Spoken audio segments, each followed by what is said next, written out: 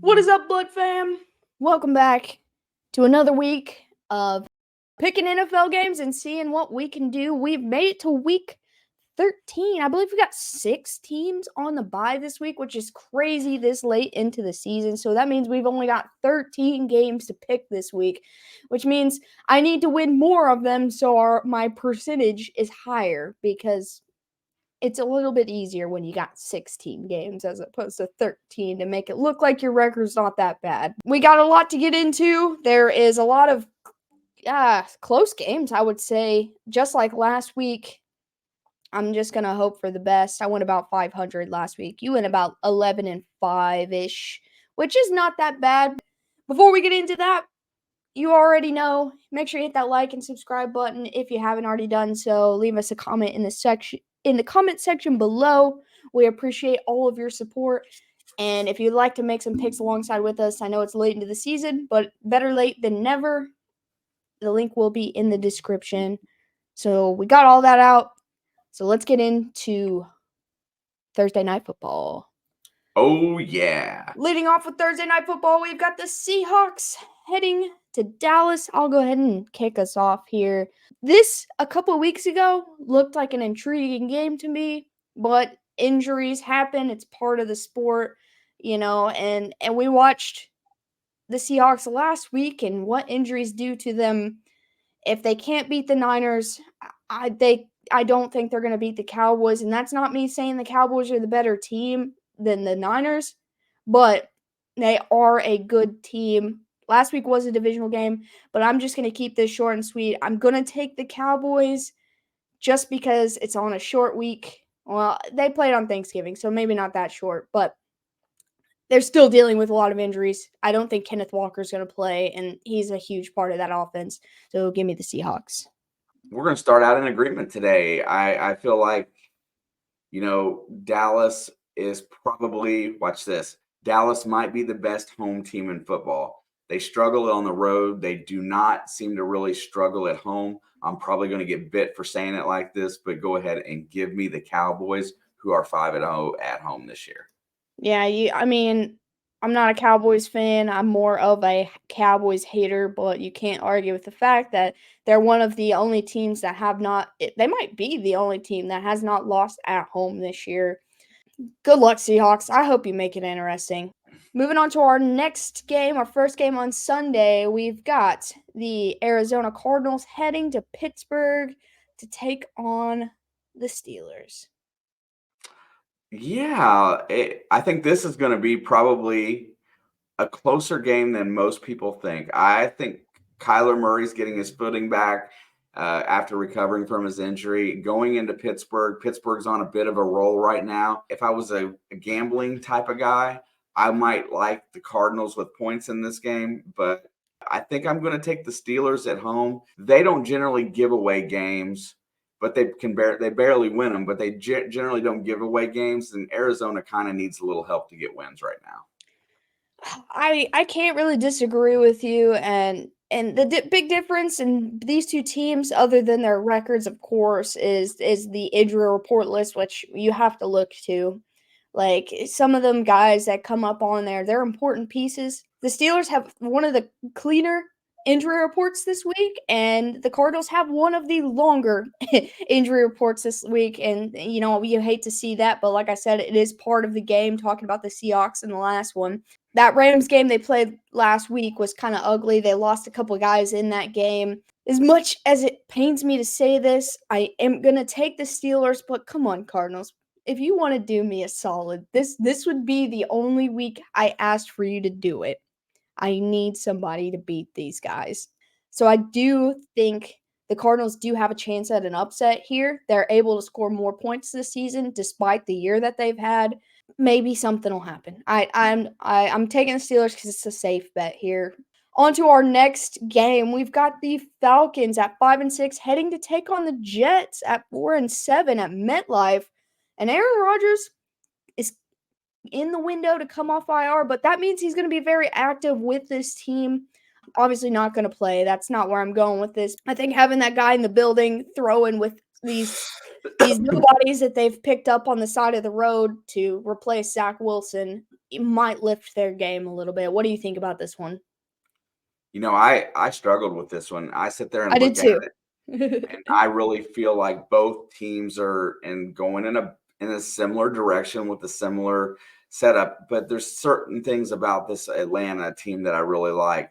Their ability to move the ball. They don't know necessarily score. They still have some of the issues with a young quarterback.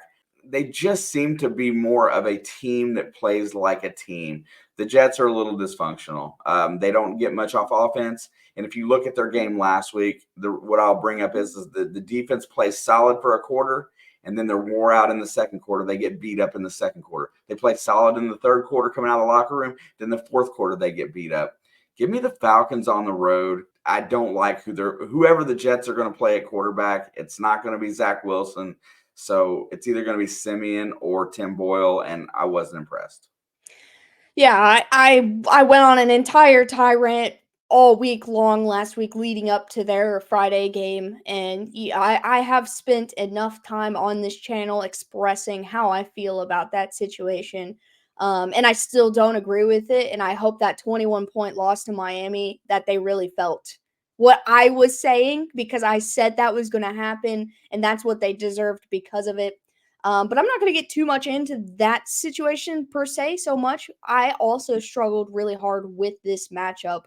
Atlanta got Ritter back. They did get a big win over their divisional opponent last week in the Saints. And then, like, the Jets kind of got bent over last week by the Dolphins. This is going to be where I switch sides with you this week. There's two reasons is the Falcons do not play well on the road comparative to at home, and also not one single opposing quarterback has had a good game at MetLife Stadium this season, and Desmond Ritter is not the guy I want to put my faith in to break that when you've had guys like Josh Allen, Justin Herbert, Patrick Mahomes go in there and all look like crap.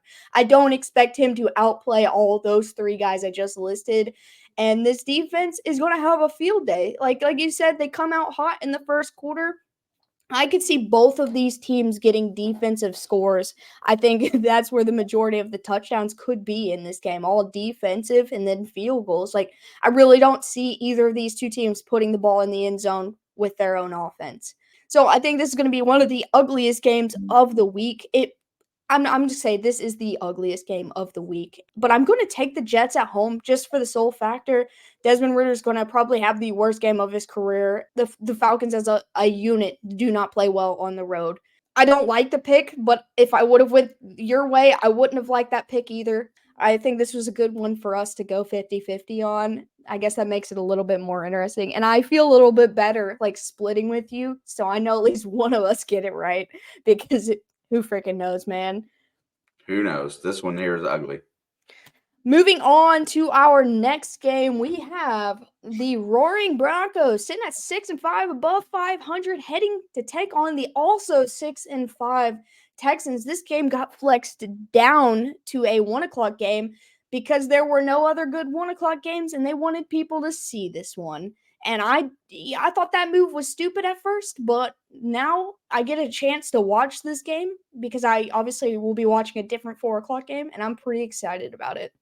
I don't care. Watch this. I don't care about the Texans injury report. I don't That care does not matter. That does not matter with them. because they are truly the mentality of next man up. I really like this Denver Broncos team, how they're playing as a unit. I think this might be one of the best games of the week. I'm going to lean towards the rookie to get the win at home. I feel like although Russell Wilson's been good, CJ Stroud has been absolutely clutch. And when he needs something for his team, he goes out there and gets it. There's not many quarterbacks in the league that have been able to do what he's doing this year and at the rate that he's doing it. And I like them at home. If I would have placed a bet this week on which one you would have taken, I would have lost, I guess. Yeah, I know that the Texans lost this last week, and Denver is 5-0 in their last 5 games, which is incredible, honestly. They've beat some good teams. But that Texans game was such a heartbreaker, man. That kicker is already out the building. He's not coming back. They played a good game against a divisional opponent. I know the Jags have been inconsistent, and they're there, but they were defending the number one spot in their division, so they just got that extra 3 points to get them the win. Um, I don't think that makes the Texans bad, and I'm not going to say that the Broncos have been playing bad because both these teams, in my mind, have played really good football over the last couple weeks. I'm also going to ride with the home team. This is not a bias thing. It's just they got slapped in the mouth last week. They lost that game by literally like an inch and a half. I think they're going to be ready to come back for this home crowd 2 weeks in a row, and they're gonna do what they have to. Like I feel like that's the difference. Is Russell Wilson's been kind of reined in this season. He's not allowed to do as much as he wants, but D'Amico Ryans is not holding C.J. Stroud back, and I think they bounce back this week and get a win at home. Moving on to the next, we've got the Lions heading down south to the Saints. I don't have any faith in Derek Carr. I really don't. I didn't have any faith with him going to Atlanta last week. Their home record is kind of mediocre at best. They're just kind of hit or miss wherever they play. Detroit plays pretty well on the road, 4-1 on the road this year. I like the Lions on the road to be short and sweet. Jared Goff is going to have a rebound week. He's had some issues lately, but I think he gets it together for this one. Yeah, I think the biggest problem with Jared Goff is when he has a bad day, it's like the worst day ever. Like, it's not just a kind of bad day. He either has good days or really bad days. And they really got slapped in the mouth last week. And they have a couple extra days to prepare for this one. And if you don't think Dan Campbell was in their face all week long, getting these guys ready to come back after getting embarrassed at home on Thanksgiving, and then I don't know what to tell you. I think the Saints put up a fight just because their defense is really respectable here. When it comes down to these two teams' offenses, I cannot take the Saints offense over the Lions, especially with the uncertainty of Olave. Michael Thomas is gone, some different guys that you don't know what you're going to get out of this week. Give me the Lions. I think this is a pretty big lock for me. I trust Dan Campbell. That's all I got to say. I trust him after getting literally punched in the mouth repeatedly on prime time. Well, it was during the day, but it was prime time on the holidays. Get these guys right. Moving on to our next, we got a divisional matchup in the AFC South. We've got the 6-5 Colts. Kudos to the Colts for being there right now. Shout out to them taking on the 4-7 Titans, who kind of got a big win last week. But yeah, the Titans got a really big win. Every win is a big win when you have a rookie quarterback. Historically, not all time, but the last couple of years, the Titans have kind of whooped up on these Colts, but that's what makes this such an interesting matchup. The Titans played pretty well last week. They're not a team that's going to roll over and die. The Colts have been playing inspirational football and better football on the road than at home, ironically. They did get a big win at home this week. Yeah, but you're right, absolutely. It's kind of different, and for some reason, I've got it in my head going to Tennessee. They beat Tennessee at home already this year, first and foremost, by 6 or 7 points, something like that. Now they're going to go down there to play. But I am inclined to pick the Titans here. Will Levis, I feel like this home game, it's a divisional game. It doesn't much matter. Mike Vrabel's a stud of a coach. He's proven head coach. And I think these Colts are riding high, and they're going to slip when they get down on this road game. I like the Titans at home. Look for Derrick Henry to have a stud monster of a game and Will Levis to be serviceable. Yeah, I really, really struggled with this one. I struggle with most divisional matchups because when you go into a divisional game, it does not matter what either team's record looks like. And I really am going to go against what I believe in this one, and I'm actually going to take the Colts on the road. This is a 1-point spread, so it's really a toss up. Sports bettors don't even know. Flip a coin, take your best guess. I know they're going to be without Jonathan Taylor having his surgery on his thumb this week, but Will Levis is also on the injury report list. I really got torn about this one. Now, if Tanny comes in, which I don't see it, but if he ends up playing in this game, you're going to win this pick because for whatever reason, he shreds the Colts. This is one of those teams that he is really, really good at playing against. And so, like, if for whatever reason we see him, I'm sorry, Colts. I'm holding my breath on this one because I don't know, but I'm actually going to take the Colts. And just to say, let's see what happens, I think Vrabel might have something up his sleeve, though. Moving on to our next, this one's been highly talked about this week within It's in the Blood on our live streams and everything. We've got the 4-7 Chargers heading to New England to take on the 2-9 Patriots. I'm going to go ahead and just get it all out right here. Listen, this is a game that the Chargers should never lose. Their 4-7 record doesn't really define who they are as a team. I think they are a much, much better team than that record. I think their head coach might have 4 brain cells total and they all fight each other while he's on the sideline. Sorry, Brandon Staley, but I'm not that sorry. And then you look over at the Patriots when we don't even know who's going to be their quarterback for this game. It's probably not going to be Mac Jones. He's not practicing. He's not throwing balls at practice today while every other quarterback is. At the time of recording this day at least, maybe he still will play. The Patriots are 1-4 at home. The Chargers are 2-3 away.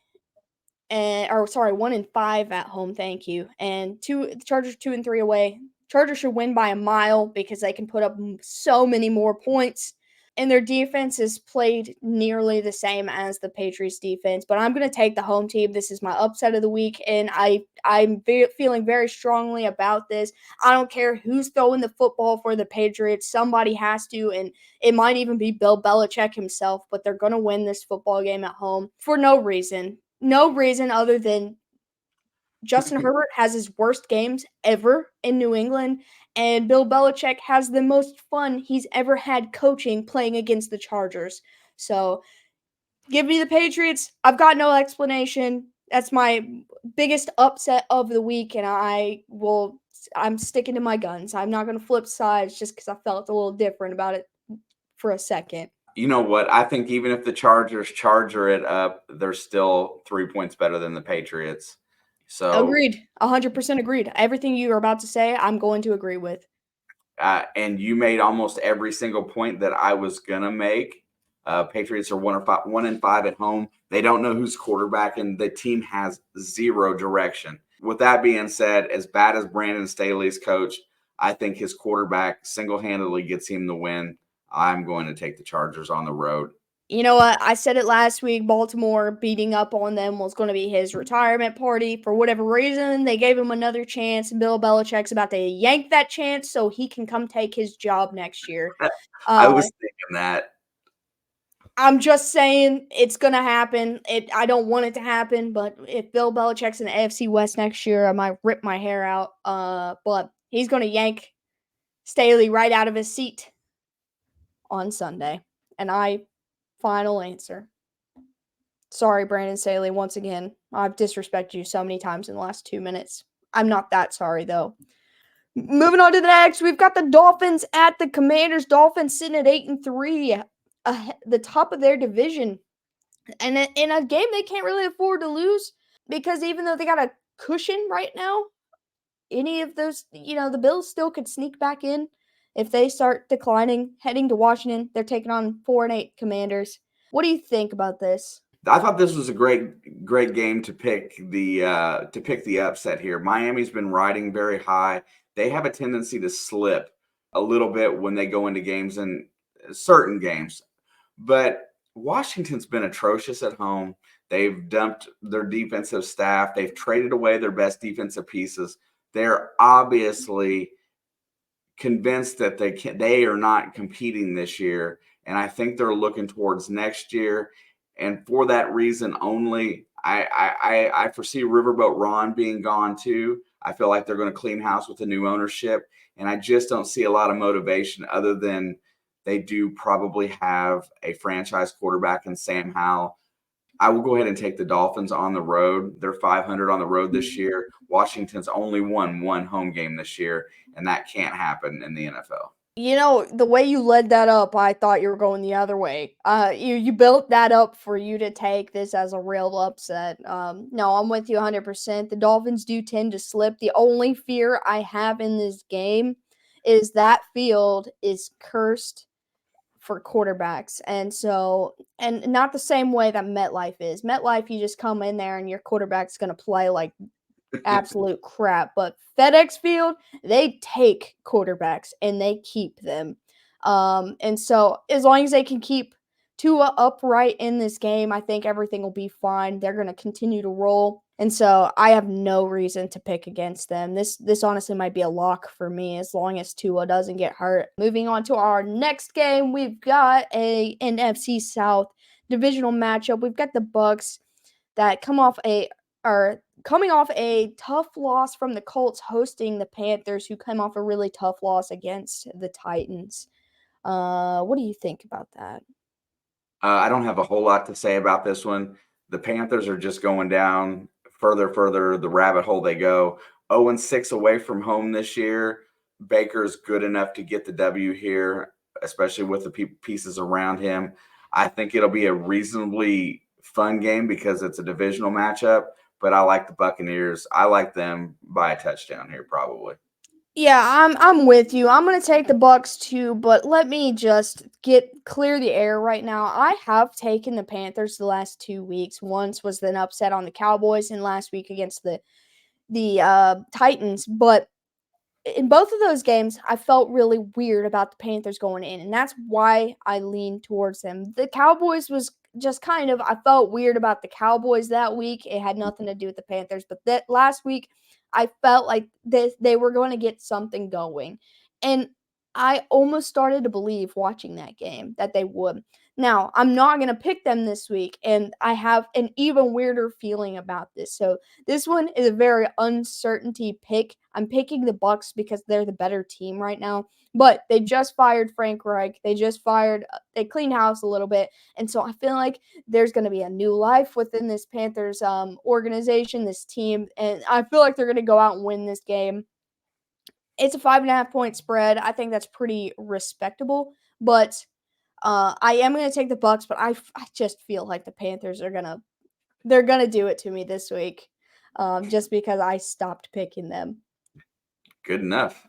Moving on to our next, we've got the Browns heading to LA to take on the Rams. Browns sitting at 7-4. I don't know how they're there, but coming off a really tough loss to the Broncos, which, like we said earlier, are on a hot streak. And then the Rams coming off a big win against a divisional opponent as well. And they're one game away from 500, which means they are in playoff contention in the NFC. They're sitting right there next to Green Bay. Yeah, how do you feel about this one? Because this one's kind of interesting.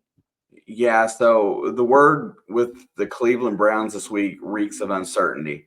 Myles Garrett, Amari Cooper, Kareem Hunt, and DTR are all on the injury report. Makes me a little bit nervous. Matt Stafford had a very good game in Arizona last week.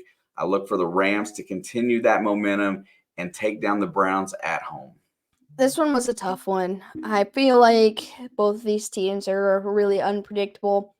The Browns have the same record away as the Rams do at home. The Browns have won 3 of their last 5, and the Rams have won 2 of their last 5. We talked about injuries. That's what the Rams were dealing with in their last 5 games. And now the Browns have the injury list this week, like you said. Even with that being said, this defense is just a nightmare. I think Myles Garrett will play. I think they determined that it was not as serious as they had feared. And so I think that he will play, and that just makes their defense that much scarier. It's a 3.5 point spread in this game. Either way, I would take the Browns to cover.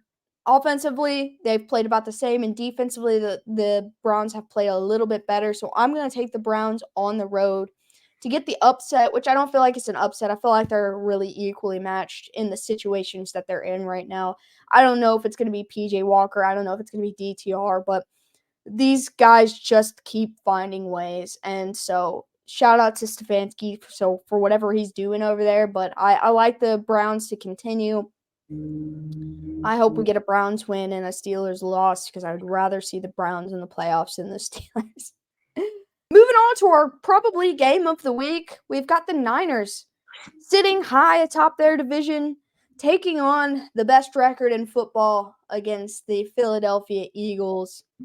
I don't know how this wasn't a primetime game, but we got it at a 4 o'clock game, so most everybody in the country will probably get to watch it anyway. Yeah, go ahead.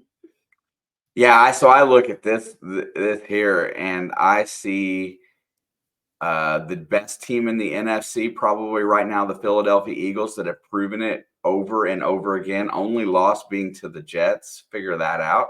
Zach Uh, Wilson's Jets, by the way. Zach they, Wilson is the only quarterback to beat the Eagles. yeah, there you go. I look at every statistical category. These teams are very equal in what they put up and what they give up. And right now, Jalen Hurts is playing absolutely outstanding. But I think this 49er team has a big, huge chip on their shoulder. I think they've been gearing up for this game. This is a NFC Championship rematch. Yeah, I think they've been gearing up for this game with the butt whooping they put on Jacksonville. I really feel like they're focused going into this game. I give Harbaugh over Sirianni as far as a coach goes. I think he's going to have something for this Jalen Hurts-led offense. Give me the Niners on the road, and I'm pretty confident in this pick. Yeah, I know the coast to coast kind of games are tough with travel and everything. And yeah, the Eagles are 10-1. They're undefeated at home. When they played against that Jets defense, which is probably the best defense that they actually faced. You can argue the Chiefs and you can argue the Cowboys, but I think the Jets defense might at the time been the best defense that they faced all season, and that's the one game that they did lose. I'm not going to give too much credit to Zach Wilson. I just like to say that he's the only, because it's true. The only reason that the Eagles won in the NFC Championship was because Brock Purdy got hurt, because they were cooking in that game up until then. And I think the Niners would have been in the Super Bowl last year if he had not unfortunately suffered that injury and couldn't grip a football. They've got a chip on their shoulder. And these two offensives are playing pretty much identical in terms of points and yards, but the defensively, I still think the Niners defense is better. On paper, 100%. Like I said, the Eagles have the best roster on paper. I've watched all these football games. The Niners defense is so much better, especially with the addition of Chase Young. He's been there for 3 weeks, and they've gotten a total of 15 sacks since he's been there. Yeah, give me the Niners. Somebody needs to bring Sirianni down to earth, and I just hope they put a hurting on him, man. Not the team, because I respect that Philly team, but I am so over Sirianni's mouth, and I have so much confidence in this San Francisco team right now. Moving on to Sunday Night Football, which I think these two games should have been swapped around, but that's fine. I understand why they kept this. We've got my boys heading to Lambeau to take on Mr. One and only Tom Grassie's Green Bay Packers, who are finding their footing at the right time this year. I'm going to let you go ahead and get what you got to say out of the way, and I'll give my thoughts on it. Yeah, Jordan Love, the last couple of weeks, has actually looked like a top-tier quarterback, which that means to me a top 10. I do like a lot of stuff about this Green Bay Packer team. I really feel like this is a very even matchup, regardless of the way that it plays out. I got the aching suspicion that I'm going to keep playing with what I got. I think I'm going to take the Chiefs on the road. Not disrespecting Jordan Love's play on offense. I feel like the Kansas City Chiefs are starting to figure it out a little bit on offense, and that since that second half against the Raiders. And I feel like this defense is going to give Jordan Love a few more fits, seeing as that they've seen him before. I feel like Chris Jones is going to eat a little bit. I don't think the Packers are going to be able to run the ball as well. I'm going to take the Chiefs on the road, but this one would not surprise me if Green Bay came out with a win. I'm with you, and looking at our entirety of our schedule, this one should feel like the less lesser stressful games of it, but every week I'm stressed equally, especially when I watch the product my team has put out over the course of the season. I told you after the end of the Chiefs and Raiders game that I was not completely sold. I even know that we put up all them points and most, the completion percentage of all of Patrick Mahomes' passes was very high in that game. He only had like 6 incomplete passes out of 30 something. I loved it. I was so happy to see it. That's what I've been waiting for weeks, but I told you I wasn't sold on it until I saw it again. Having one good week is not everything's fixed. Something I also got to respect about the Packers is their injury report list has been a mile long all season, and they still have battled most every game to the very end. And they've had a lot of comeback success too towards the second half of games. And that's where our struggle has been in the second half of games. So I like this to be a close game. I know they have the Chiefs out of 6 points favorites. I think it should be more like 3.5. I know in my mind, bless you, I know in my mind that Kansas City's the better football team as a whole, just because there's a lot more experience and these guys have all played together for a lot longer, and Green Bay is all young, and a lot of them are in year one. But I like Green Bay to give the home crowd a show on Sunday Night Football and make me have an anxiety attack until the clock hits 0. Win, lose, or draw. Still love you, Tom. Go Chiefs. Go Chiefs. Taylor Swift won't be there, so you don't have to worry about that. Taylor Swift would never go to Green Bay. I know she would. That's no offense to Green Bay. That's just I know Taylor Swift wouldn't go there. But moving on to our last, no, it's cold there. But moving on to our last and final game of the week, we've got your Kitties taking on the Glitter Kitties down in South Florida or wherever they're at in Florida. We've got the Bengals heading to Jacksonville, take on the Jags on Monday Night Football. I'm heartbroken. I'm heartbroken for you, seriously. I think last week was not as bad as what it looked. I think they did compete in that game. Inevitably, they couldn't stay on the field long enough to give their defense enough rest to compete for 4 quarters. And no Cam Taylor-Britt. I think that is not talked about enough. You saw what his presence not being there does to that defense. Yeah, absolutely. And, he's still questionable for this week. I don't know that T's going to play this week. Logan Wilson, our best tackler, is out with, ironically, an ankle injury. Those 3 guys there, I would love to see play. I've never willingly wanted to pick against my Kitties, but effectively, I think Jacksonville is going to win this game. I hate to say it. I hope we win. I hope they prove me wrong. But I just don't see enough firepower on offense to get the dub here. Give me Jacksonville at home. You are disgusting. Now you're going to listen to what I have to say. Jacksonville is the most inconsistent team in football, and every time these two teams have matched up on prime time, the Bengals have gotten the dub. And so give me Cincinnati to get the upset and get back to 500 and put some life in there. I have confidence in this injury report. There's 4 guys on the injury report for Cincinnati. I have confidence at least 3 of them will play, and I feel like Cam Taylor-Britt is pushing really hard to get back out on that field. You bring him in, and Trevor Lawrence is going to have a tough day. I'm not disrespecting the Glitter Kitties or the Striped Kitties. They are both respectable football teams. One of them has just had a rougher year than the other, but the other one is the most inconsistent team in the AFC. At least the bad ones have stayed consistently bad, and the good ones have been consistent enough to be considered good. They are at the top, in the top 3 or 4 AFC teams, and I still don't believe that they are as good as their record because of how they've played football this year. They have all the pieces to be the best team in the AFC, and they still haven't proved to me that they are.